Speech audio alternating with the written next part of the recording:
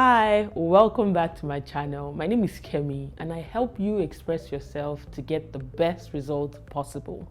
In my last video, we discussed why as a tech bro or a tech sis, you absolutely need to prioritize your investor communications.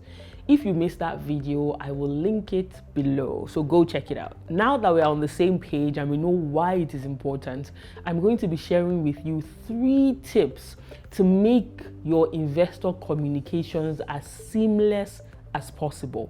Are you ready? Let's go. Number 1, create a structure.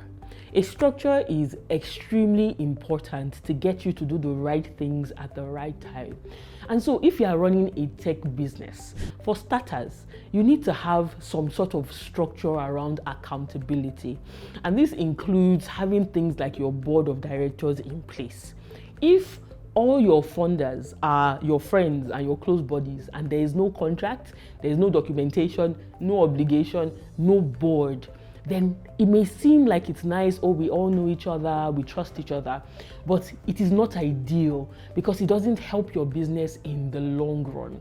So create a structure, first around your business and then around the process of communicating with your investors. Typically, there would be an understanding that says, okay, we want to hear from you either every month or every quarter. Whatever it is, create a structure around it. What are the details that you're sharing with them? Please avoid the urge to write a long prose where you're just narrating stories. That doesn't help anyone. You need to be clear. What update am I giving? Am I letting them know what we have achieved in this period? Am I letting them know how far we've gone, what our challenges are, what areas we need help in? Be very specific. Create a very simple structure that would help you populate the needed details very easily. And most importantly, you want to be extremely data driven. Numbers are your friend. So resist the urge to write stories and focus more on the numbers. Let there be evidence of how much growth you've made within the period, how many more customers you've earned, how much more revenue that you have gained within the period. Let that be very clear. And remember to make it a simple structure, because if it is something extremely complicated that you need someone that is an expert in financial modeling to help you do, then the chances that you will be consistent are very slim. So that first point, extremely important, create a structure around your reporting, because that reporting structure is what is going to help you stay accountable. My second tip for you today on how you can ace your investor communications is to appoint a champion. Now, what does that mean? A champion is a person who is responsible for a certain process or event. It is part of their KPIs. Everyone in the company knows that they are the go-to. And usually the reporting champion can be one of the founders, or it can be a competent employee or team member. Let that be part of their work. Don't just say, oh, everybody has agreed that we will report to our investors. Whose responsibility is it? It's everybody's responsibility. When it is everybody's responsibility, it is actually nobody's responsibility. So let there be a champion. Let there be someone that knows that as crucial as your day-to-day work is, so is the obligation to ensure that we are reporting to our investors. So if it means that that person is the one that prepares a draft report and sends it to the founders, let there just be a key contact person. And if that person leaves the organization, please don't let the obligation go with that person. Appoint somebody else, but ensure that there is someone that is always responsible for your reporting.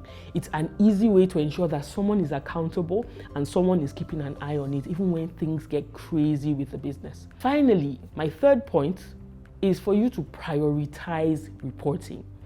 It's good enough for you to say, yes, I understand that it's important and I really want to do it. But if as the leader of the organization, you don't prioritize investor communications, it's never going to happen. Because guess what? The day-to-day issues in the business will come up and there will be emergencies. There will be things that seem more important. And then it will just become a back burner issue. But what prioritizing it means is that whether you feel like it or not, you ensure that Communicating with investors is an important part of our business. Consider it a lifeline, because remember, in my last video I already said that interaction and building a good relationship with your investors would help you ensure that when you have help or when you need help, you are at the top of their mind. Where there's an opportunity that will benefit you, they remember you and they loop you into that opportunity. It will save you a lot of time, a lot of headache. So prioritize it as a crucial thing that must always be done.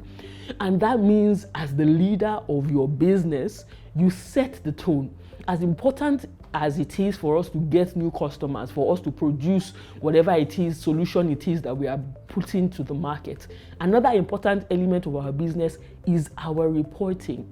Very soon it will become a part of you. It will become like second nature to you, and before you know it, it will become seamless, and you will reap the rewards of a strong reporting system with your investors. In summary, to make investor communications a breeze and to ensure that it's not another burden that you need to worry about, the first thing that you need to do is to create a structure around it.